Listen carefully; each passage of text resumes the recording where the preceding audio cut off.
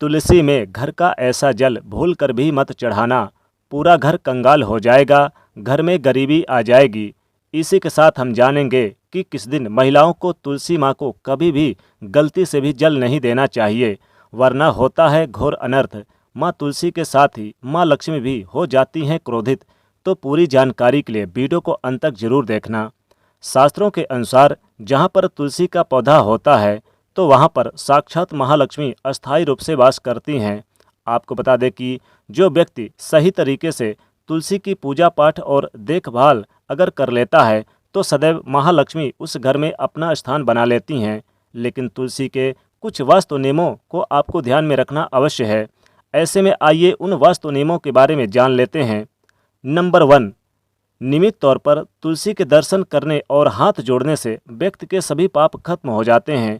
ऐसे में उसके अंदर एक नई ऊर्जा का संचार होता है जो उसे कामयाब बनाती है। नंबर 2, शास्त्रों के अनुसार तुलसी माता अगर जिस भी व्यक्ति पर मेहरबान हो जाएं तो उसे रंक से राजा बना देती हैं। इसीलिए माता लक्ष्मी जी की सच्चे दिल से जो व्यक्ति पूजा पाठ करता है उसे उसका फल अवश्य मिलता है। नंबर 3, तुलसी के पौधे में प्रतिदिन पूजा पाठ और शाम को दीपक जलाने से व्यक्ति की सभी इच्छाएं पूरी होती है। नंबर 4, यदि आपका कारोबार कम चलता या पूरी तरह से ठप हो गया तो ऐसे में आपको परेशान ना हो, हर शुक्रवार के दिन तुलसी के पौधे में कच्चा दूध चढ़ाते रहें, आपकी परेशानी जल्द दूर हो जाएगी। तुलसी माता अपने भक्तों को कभी भी निराश नहीं करती।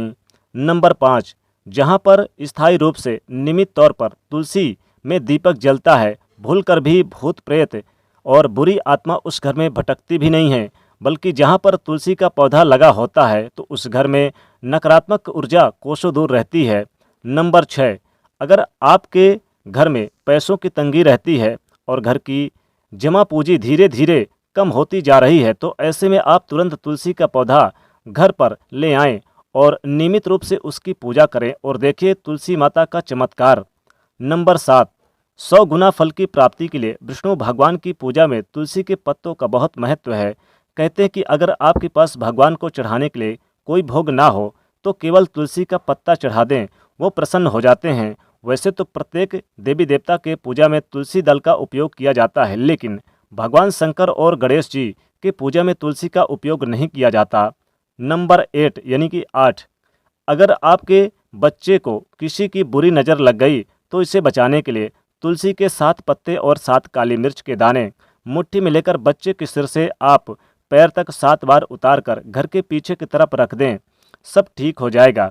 यह आपको उल्टे बार के घुमाना है। नंबर 9, परेशानी को जड़ से खत्म करने के लिए और बीमारी को दूर भगाने के लिए शाम होने से पहले 4-5 तुलसी के पत्ते तोड़कर तकिए के नीचे रखकर सो जाइए और सुबह होने के बाद कुछ पत्ते खा लें। धीरे धीरे आपकी सभी समस्याएं खत्म हो जाएंगी। ऐसे में बचे हुए पत्ते फिर से तकिए के नीचे रखकर सो जाइए और सुबह खा लें। नियम अपनाएं तो देखिए चमत्कार।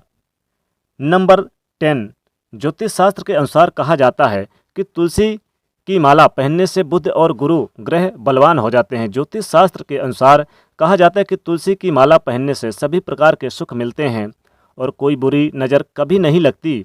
तुलसी की माला पहनने से पहले इसे आप गंगा जल और धूप दीप दिखाएं। तुलसी की माला पहनने से पहले मंदिर में जाकर श्री हरि जी की पूजा करनी चाहिए। जो लोग तुलसी की माला पहनते हैं तो उन्हें प्याज और लहसुन मांस मदिरा का सेवन छोड़ देना चाहिए।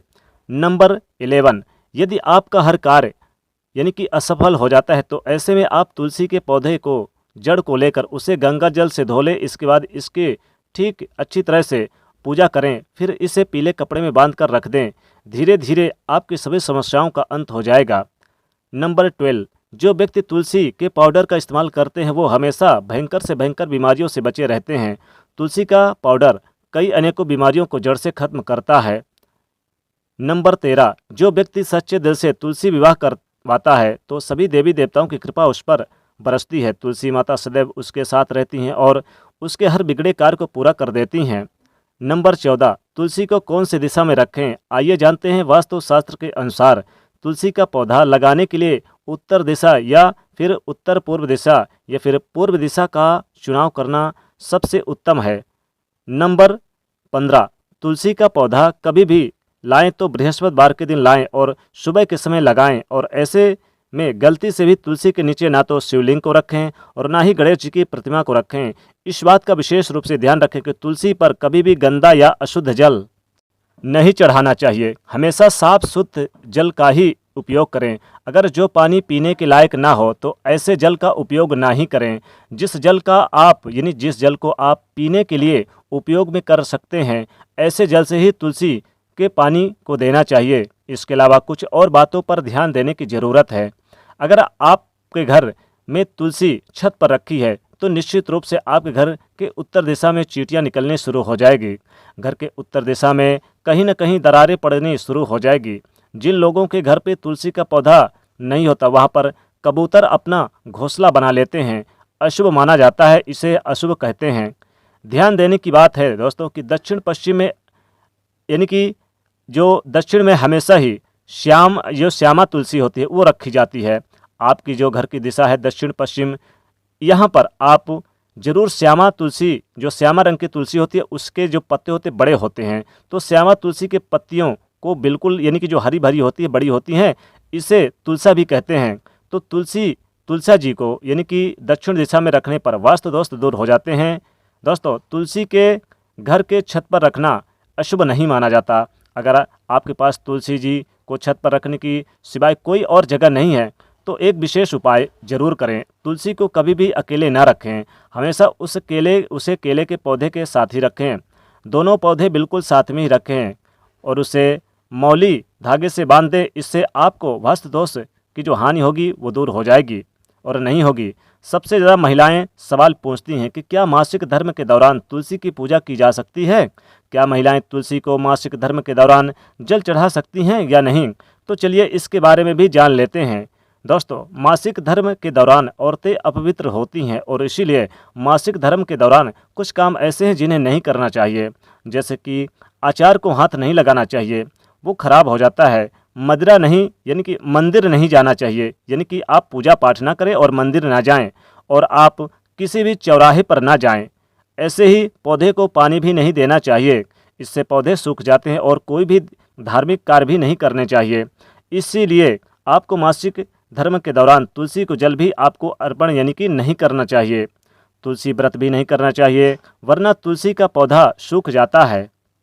तो दोस्तों, तुलसी अगर घर में लगी है तो ऐसा जल भूलकर भी आप ना चढ़ाएं। इस बात का आप विशेष रूप से ध्यान रखें। तुलसी में कौन सा जल चढ़ाना चाहिए, यानी कि पवित्र जल जो साफ सुथरा हो।